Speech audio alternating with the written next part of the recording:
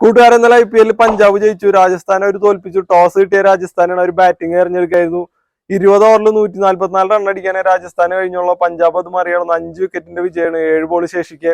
ഇതോടുകൂടി പോയിന്റ് ടേബിളിൽ രാജസ്ഥാന്റെ 2ാം സ്ഥാനത്ത് തന്നെ തുടരുന്നു. അവർ കളിച്ച് 13 കളിയിൽ 8 കളി ജയിച്ചു, 5 കളി തോറ്റിട്ടുള്ളൂ. പക്ഷെ പഞ്ചാബ് 10ാം സ്ഥാനത്തിന്. അവർ കളിച്ച് 13 കളിയിൽ ആകെ 5 കളി ജയിച്ചിട്ടുള്ളൂ, 8 കളി തോറ്റിരിക്കുന്നു. പഞ്ചാബിന് ഒരു കളി കൂടി ബാക്കിയുണ്ട്, പക്ഷെ അവർ പ്ലേ ഓഫിൽ നിന്ന് പുറത്തായി.